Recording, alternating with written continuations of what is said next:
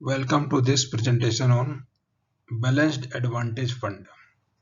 Mutual fund की जो category है, मेन कैटेगरी, उनमें इक्विटी, हाइब्रिड और डेट। तो विद इन हाइब्रिड 6 कैटेगरी हैं। 6 कैटेगरी में से एक कैटेगरी है जिसका नाम है बैलेंस एडवांटेज फंड या डायनेमिक एसेट एलोकेशन फंड। तो इनके बारे में हम इस वीडियो में चर्चा करेंगे कि इन फंड में निवेश करने में आपको किस तरह से फायदा हो सकता है और या उसमें क्या लिमिटेशंस है, क्या रिस्क है। तो जब सेबी कैटेगराइजेशन हुआ था 6 अक्टूबर 2017 में, तभी से ये हाइब्रिड कैटेगरी में डिफाइन किया गया है इसका। और इनमें जो फंड मैनेजर के लिए जो इस तरह की रेस्ट्रिक्शन है या क्या उसकी छूट है, वो सारा जानकारी यहाँ पे शेयर किया जाएगा। तो स्टार्ट करते हैं स्टैंडर्ड डिस्क्लेमर के साथ। Fact, figure and opinion in the presentation video are based on information available in different agencies and public domain and published in good faith. Viewer in their own interest may like to cross-check and verify information from concerned source before making any financial commitment. Stock market investment are subject to market risk. Consult your financial advisor before committing any money. तो mutual fund की basic जानकारी से यदि बात करें, जो ऐसे लोग हैं जिनको म्यूचुअल फंड के बारे में कुछ नहीं पता है, तो उनके लिए ये जानकारी है। बाकी लोग जो जानकारी रखते हैं वो इसको स्किप कर सकते हैं।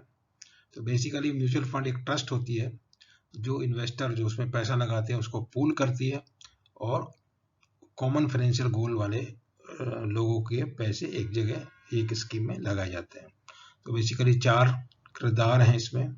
इन्वेस्टर हैं, उसके बाद वो पूल करते पैसा, वो फंड मैनेजर के पास जाता है, फंड मैनेजर उसको इन्वेस्ट करता है सिक्योरिटीज में, इक्विटी डेट जो भी रहेगा मैंडेट, और सिक्योरिटी बन गई। सिक्योरिटीज जो है रिटर्न जनरेट करती है और रिटर्न जो है वापस पास ऑन करके इन्वेस्टर को, और जो म्यूचुअल फंड की यही भूमिका है। तो यही चीज जो है ग्राफिकल तरीके से समझा दिया। उसके बाद अब देखते हैं कि क्या फायदा होता है म्यूचुअल फंड में निवेश करने के विशेष। आप डायरेक्ट शेयर में निवेश करना चाहते हैं बहुत लोग, कि उनको मार्केट में पता लगता रहता है कि आज ये शेयर घट गया, ये बढ़ गया। इतना म्यूचुअल फंड के बारे में पता लगता नहीं है और कोई चर्चा भी इतनी नहीं होती है। तो म्यूचुअल फंड में निवेश करने से के थ्रू अगर आप बाजार में निवेश करते हैं तो आपको मिलता है प्रोफेशनल मैनेजमेंट, आपको मिलता है डाइवर्सिफिकेशन। प्रोफेशनल मैनेजमेंट का मतलब ये हुआ कि आप अपना अकेले की बजाय एक टीम है प्रोफेशनल मैनेजमेंट की जो आपका फंड मैनेज करती है। दूसरा क्या है कि आपका डाइवर्सिफिकेशन का फायदा मिलता है।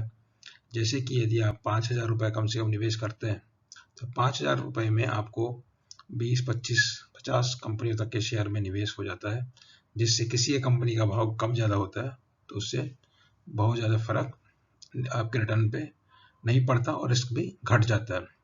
दूसरा क्या रहता है, लिक्विडिटी कन्वीनियंस रहता है। अभी आजकल बहुत आसान हो गया, सब कुछ ऑनलाइन हो गया। मोबाइल से आप कर सकते हैं, इंटरनेट से कर सकते हैं, लैपटॉप से कर सकते हैं। घर बैठे बैठे आप म्यूचुअल फंड की वेबसाइट पे जाके या किसी भी ऐप के द्वारा परचेज कर सकते हैं, रिडीम कर सकते हैं, अपने इन्वेस्टमेंट को मैनेज कर सकते हैं। तीसरा चीज़ है टैक्स इफिशिएंसी रहती है।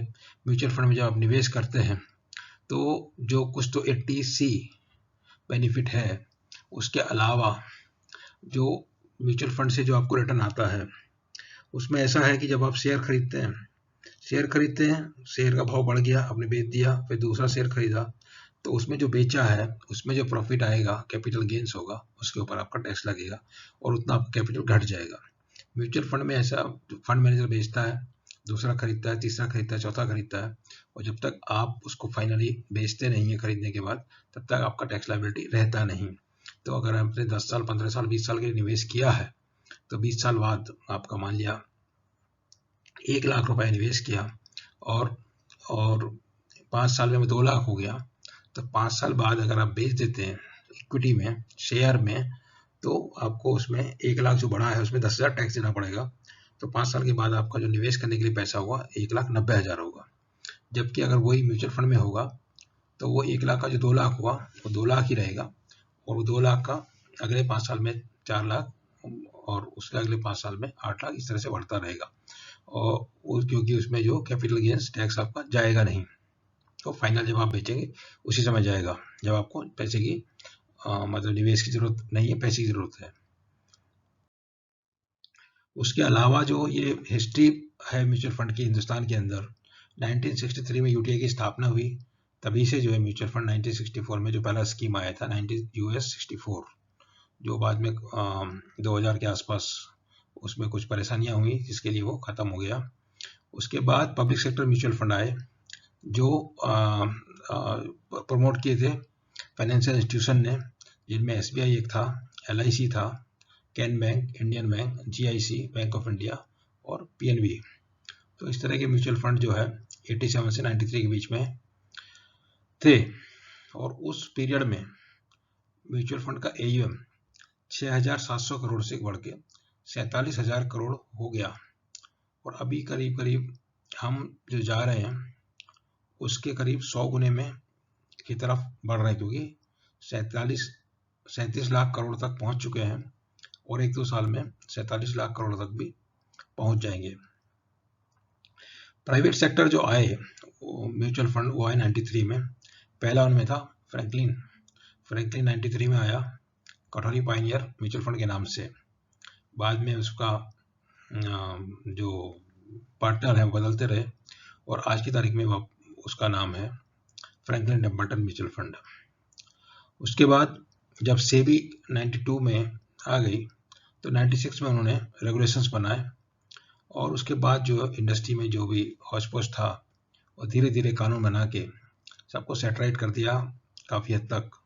तो इंडस्ट्री में काफ़ी हाईली रेगुलेटेड इंडस्ट्री है और किस तरह से यहाँ पे आपका पैसा सुरक्षित रहता है और कोई भी जो है बाकी स्कीम में आप दुनिया भर के सुनते रहते हैं कि घपला हो गया, ये हो गया, वो हो गया, वो यहाँ पे उस तरह की संभावनाएं नेग्लिजिबल हैं। ये ग्रोथ किस तरह से हुई है 93 के बाद 96 से यहाँ ग्राफिकल फॉर्म में दिया हुआ है, जो करीब यहाँ पर 23 जो दिया हुआ है 2018 में करीब 22-23 लाख करोड़ करीब था। और अभी जो क्वार्टर गया है अप्रैल जून वाला, उसमें एवरेज AUM जो था 37,74,000 करोड़, 75,000 करोड़ करीब इतना AUM अभी हो गया। इतना पैसा म्यूचुअल फंड के अंदर है, इसलिए उसके ऊपर निगरानी रखना भी बहुत ज़्यादा ज़रूरी है। सेबी उसके लिए कानून बनाती रहती है और किसी को कहीं भी कोई लैक्सिटी और कहीं भी दायमा करने की कोई इजाज़त नहीं दी जाती। जरा सा भी कोई कुछ करता है तो पकड़ में आ जाता है और फटाफट उसको रास्ते से हटा दिया जाता है। ये इसी दिशा में जब सेबी ने काम करना शुरू किया तो इन्होंने 2007 में सर्कुलर निकाला। उससे पहले क्या था कि जो म्यूचुअल फंड की कैटेगरी थी उसको लेकर बड़ा कन्फ्यूजन होता था। जो म्यूचुअल फंड को जो शुरू में हुए थे क्लोज एंडेड फंड के हिसाब से शुरू हुए थे, मार्केट में उनका लिस्टिंग होता था, फिर डिस्काउंट में बिकते थे तो बड़ा परेशानी होता था। तो उसके बाद ओपन एंडेड फंड आ गए। तो जब ओपन एंडेड और क्लोज एंडेड दोनों वैरायटी के फंड अवेलेबल हो गए बाजार में, तो उसके बाद फिर उनमें तरह तरह के प्रोडक्ट लॉन्च किए। प्राइवेट सेक्टर की जब एंट्री हो गई 93 में, तरह तरह के फंड लॉन्च किए। तो उनमें जो है नाम से आपको पता नहीं लगता कि आपका पैसा लग कहाँ रहा है, आपको कहाँ जा रहा है, कहाँ नहीं जा रहा है। तो उसमें जो इस तरह की वैरायटी थी, equity fund, hybrid, debt, money market, capital protection, fixed maturity, bla bla. तो इक्विटी के अंदर भी index, tax saving, large, mid, small, sector, बहुत तरह के नाम थे। तो इन नाम के कन्फ्यूजन को दूर करने के लिए सेबी ने कैटेगराइजेशन किया 2017 में, 6 अक्टूबर 2017 सर्कुलर जारी किया। उसके हिसाब से इक्विटी में अभी जो अपडेटेड किया हुआ है 2020 में, उसके हिसाब से इक्विटी में टोटल 11 कैटेगरी के फंड हो सकते हैं। Multi cap, large and mid cap, small cap, dividend yield, value fund, Contra fund. लेकिन एक फंड दोनों में से कोई भी फंड हाउस दोनों में से एक लॉन्च कर सकती है। फोकस फंड जिसमें सिर्फ 25-30 स्टॉक में पैसा लगाया जा सकता है। उसके बाद सेक्टोरल थेमेटिक, इसमें एक्चुअली बहुत अभी भी है कि बहुत सारे एक फंड हाउस बहुत वैरायटी के सेक्टर के बहुत सारे थीम के ऊपर अलग अलग फंड लॉन्च करती है और उसी बेसिस पे आजकल आपको NFO नजर आती है। उसके अलावा ELSS जो ATC बेनिफिट के साथ आती है, और फ्लेक्सी कैप ये 2000 में कैटेगरी लॉन्च हुई थी जब मल्टी कैप में कुछ मतलब इरेगुलरिटीज नोटिस किया सेबी ने। उसमें जो इन्वेस्टमेंट मैंडेट के हिसाब से फंड मैनेजर इन्वेस्ट नहीं कर रहे थे, उसको लेके ये फ्लेक्सी कैप कैटेगरी लॉन्च हुआ। और अभी मल्टी कैप का मैंडेट अलग होता है, फ्लेक्सी कैप का मैंडेट अलग होता है। दोनों तरह के फंड बाजार में हैं, आप किसी में से भी चुन सकते हैं अपनी सुविधा अनुसार। डेट में 16 वैरायटी हैं। डेट की हम कुछ चर्चा करेंगे नहीं, अभी हम हाइब्रिड की चर्चा कर रहे हैं। हाइब्रिड में 6 वैरायटी है। उसमें कंजर्वेटिव हाइब्रिड है, बैलेंस हाइब्रिड है, या एग्रेसिव हाइब्रिड है। ये दोनों फंड अलग अलग हैं, मगर एक फंड हाउस दोनों में से एक ही लॉन्च कर सकता है। ये इसी प्रकार से डायनेमिक एसेट एलोकेशन और बैलेंस हाइब्रिड, ये दोनों एक ही है, दोनों अलग अलग नहीं। जो ऊपर वाले हैं बैलेंस हाइब्रिड, एग्रेसिव हाइब्रिड, ये अलग अलग हैं, मगर ये dynamic asset allocation, balance hybrid एक ही चीज़ है, नाम दो हैं। उसके अलावा एक वैरायटी मल्टी एसेट एलोकेशन, और अगली वैरायटी आर्बिट्रेज फंड, और last variety equity savings fund. इनके बारे में और डिटेल में जानकारी शेयर करेंगे। उसके अलावा सोल्यूशन ओरिएंटेड स्कीम है, जैसे चिल्ड्रन प्लान और रिटायरमेंट प्लान, और अदर स्कीम जैसे इंडेक्स, ETF वगैरह जो है वो इसमें अदर स्कीम में आते हैं। तो ये जो 6 कैटेगरी हैं हाइब्रिड फंड की, उनमें जानने की कोशिश करते हैं। हाइब्रिड, कंजर्वेटिव हाइब्रिड में क्या होता है कि आपका 10 से 25% तक इक्विटी में एक्सपोजर होगा, और 75 से 90% जो डेट में होगा। तो आपका इक्विटी एलिमेंट जो है 10 से 25 कहीं भी हो सकता है, और उसके अंदर भी अगर फंड हाउस चाहे तो अपना कहीं भी 10 रख सकता, 11 रख सकता, 24 रख सकता, जैसा उसका मार्केट का आउटलुक है। और उसके बाद नेक्स्ट जो है बैलेंस हाइब्रिड। बैलेंस हाइब्रिड के अंदर जो है 40-60 और 40-60, मतलब इक्विटी 40 से 60 तक और डेट भी 40 से 60 तक। और लेकिन इसमें आर्बिट्रेज परमिटेड नहीं है, यह है बैलेंस हाइब्रिड। उसके अलावा एक कैटेगरी है एग्रेसिव हाइब्रिड। उसमें क्या रखा है, इक्विटी 65 से 80 और डेट 20 से 35। इसमें क्या एडवांटेज है कि आपको 65 से ज़्यादा इक्विटी रहने से आपको टैक्सेशन में इक्विटी वाला होता है, जो मतलब कैपिटल गेन 10% से होगा, और क्या वो 1 साल में लॉन्ग टर्म हो जाएगा। ये जो डेट है उसमें अलग टैक्सेशन है, और ये इसमें जो है 60 तक है, ये भी जो है डेट में, बैलेंस हाइब्रिड जो है डेट कैटेगरी में गिना जाएगा। उसके बाद ये डायनेमिक एसेट एलोकेशन या बैलेंस एडवांटेज में क्या है, इसमें अलग अलग फंड का अलग अलग ये लिमिट किया हुआ है, और थियोरेटिकली आपका इक्विटी 0 से 100% तक हो सकता है। फंड हाउस मार्केट की कंडीशन और जो अपने सेट पैरामीटर के हिसाब से इक्विटी में एक्सपोजर घटाते बढ़ाते रहते हैं। उसके बाद इसके बारे में और चर्चा आगे होगी। मल्टी एसेट एलोकेशन में क्या है कि 3 प्रकार के डिफरेंट एसेट क्लास में वो फंड निवेश कर सकता है, और मिनिमम किसी भी वैरायटी में 10% होना जरूरी है, यही इसका रिक्वायरमेंट है, सिर्फ इतना। आर्बिट्रेज में क्या है कि आर्बिट्रेज अपॉर्चुनिटी में ये निवेश करेंगे, और मिनिमम जो इन्वेस्टमेंट है इक्विटी और इक्विटी रेट में 65% रहेगा, मतलब जो आपका टैक्सेशन है इक्विटी वाला होगा। तो आर्बिट्रेज का समझने के लिए ये है कि जैसे बाजार में आपका कैश का प्राइस, फॉर एग्जांपल रिलायंस का कैश का भाव है 2500 और फ्यूचर का भाव है 2510 रुपए का आपको आर्बिट्रेज है। तो फंड मैनेजर क्या कर सकता है, 2500 में खरीद लेगा और 2510 में बेच सकता है। उस तरह से आर्बिट्रेज में जो प्रॉफिट होता है उसको, वो फंड को रिटर्न के रूप में मिलता है। ये है आर्बिट्रेज। इक्विटी सेविंग ऐसे लोगों के लिए जिनको जो है minimum 10% of total asset, equity में 65% होना जरूरी है, और मिनिमम डेट में 10% होना जरूरी है। और उसके अलावा बाकी जो उन्होंने डिफाइन किया हुआ उस तरह से वो निवेश कर सकते हैं। ये जैसा बताया पहले, नीचे जो लिखा हुआ है एग्रेसिव हाइब्रिड या बैलेंस में एक ही रख सकते हैं, और जो 3 कैटेगरी मल्टी एसेट है उसमें फॉरेन सिक्योरिटी को अलग से काउंट नहीं होगा, फॉरेन सिक्योरिटी, इंडियन सिक्योरिटी एक ही तरह से। तो 3 एसेट एलोकेशन में क्या हो सकते हैं, इक्विटी डेट गोल्ड हो सकती है, इक्विटी डेट रियल एस्टेट हो सकती है। इस तरह से 3 वैरायटी के एसेट इसमें हो सकते हैं। तो इस तरह के फंड जो है मल्टी एसेट एलोकेशन उनका नाम है। उसके बाद हम जाते हैं कितना है साइज मार्केट का अभी। तो मार्केट का साइज 37,74,079 37,74,000 792 करोड़। फंड हाउस है 43, और सब अपना जो है उनका कितना कितना एवरेज AUM है यहाँ पे दिया हुआ है। बैलेंस एडवांटेज फंड की बात करें तो जब आपको 5 साल या उससे अधिक समय में निवेश करना है और आपका बहुत कंसर्न है कि आपको इक्विटी में बहुत ज़्यादा ऊंचा नीचा होता है, तो उससे आपको कंफर्ट नहीं मिलता है, तो उस समय ये अगर डेट में डाल दें तो बहुत ज़्यादा बढ़ता नहीं है, इक्विटी में ऊंचा नीचा ज़्यादा होता है। तो इन दोनों के बीच का एक रास्ता निकाला बैलेंस एडवांटेज फंड। इसमें क्या कहता है, फंड मैनेजर आपके हिसाब से जब इक्विटी बढ़ जाती है तो इक्विटी से कुछ पैसा डेट में शिफ्ट कर देता है, और जब इक्विटी घट जाती है तो वापस वो डेट से वो पैसा इक्विटी में शिफ्ट कर देता है। और ये स्विच करने के लिए वो सेट पैरामीटर फंड हाउस अपने अपने डिसाइड करके रखते हैं किस तरह से करना है, तो रैंडम नहीं है। तो इसमें जो है अगर आप इंडिविजुअल खुद से करेंगे तो टैक्स इम्प्लीकेशन आएगा, फंड हाउस करेगा टैक्स इम्प्लीकेशन नहीं आएगा। फंड हाउस फंड मैनेजर की सब्जेक्टिविटी खत्म करने के लिए जो क्राइटेरिया है स्विचिंग का इक्विटी से डेट, डेट से इक्विटी, वो या तो प्राइस इक्विटी बेसिस होगा, सेंसेक्स निफ्टी इंडेक्स का, या तो प्राइस टू बुक होगा। इस तरह के कुछ ऑब्जेक्टिव क्राइटेरिया रखते हैं जिससे बायास नहीं आए।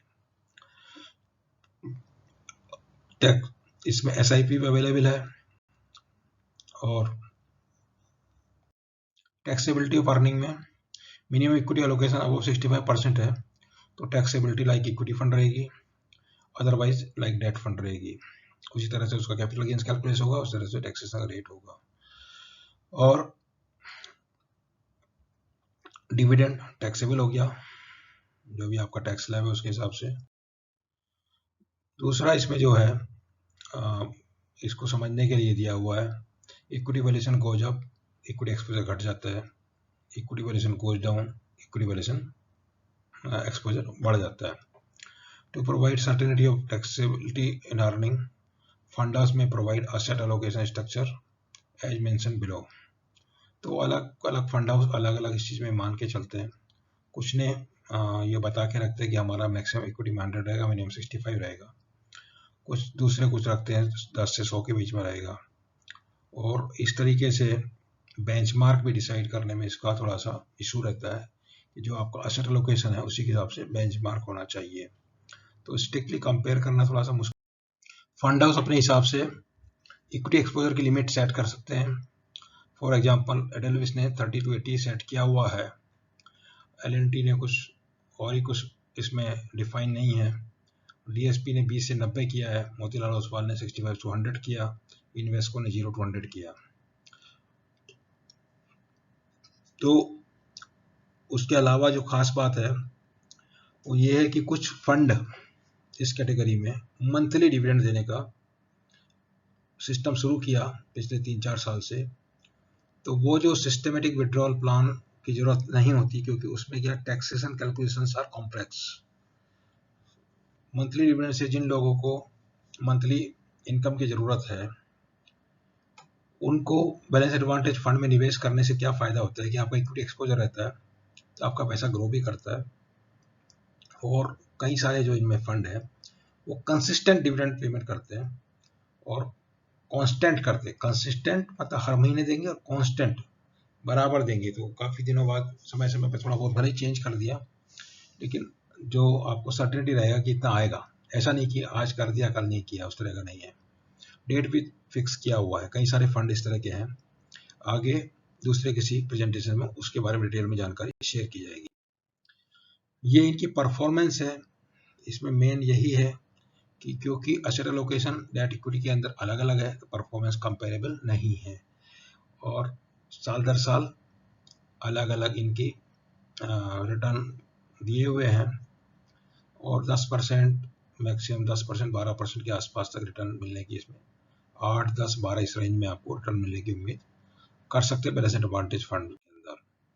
ये हिस्टोरिकल है, वो ईयर वाइज थे, 3 महीने, 6 महीने, साल, 1 साल, 2 साल, तो इसमें 15, 11 भी कहीं कहीं फिगर मिल रही है, तो वो एक्सेप्शन हो सकती है। ऐसे कंपैरिजन जैसा कुछ है नहीं, खास बात यहाँ पे ये है कि जो आईसीआईसीआई, जिसका बहुत आपने विज्ञापन भी देखा होगा, उसमें 41,000 करोड़ का ये लोग एयूएम मैनेज करते हैं। नेक्स्ट कोटक का 14,000 करोड़ है, और एसबीआई जो अभी 1 साल पहले आई थी, उसके पास 24,300 करोड़ करीब इनका एयूएम है बैलेंस एडवांटेज में। तो काफ़ी पॉपुलरिटी है उस हिसाब से। और जो मंथली इनकम वाला जो ऑप्शन है, तो बहुत ही अच्छा एक ऑप्शन है। तो ये पूरा जानकारी था बैलेंस एडवांटेज फंड के बारे में। इसके बारे में आपको कोई भी और फर्दर जानकारी चाहिए तो आप कांटेक्ट कर सकते हैं, ईमेल दिया हुआ है, या फिर यूट्यूब के कमेंट बॉक्स के थ्रू कांटेक्ट करके टच कर सकते हैं। आपको कोई जानकारी चाहिए, कोई क्वेरी है, तो उसमें आपको उसका जवाब मिल जाएगा। उम्मीद है वीडियो में दी जानकारी से आपको फ़ायदा उठा सकेंगे और आपके काम आएगी। और आप वीडियो को यूट्यूब में लाइक कर सकते हैं, और चैनल को सब्सक्राइब करने से आपको नए नए वीडियो की जानकारी एकदम फटाफट मिल जाएगी। Thank you very much.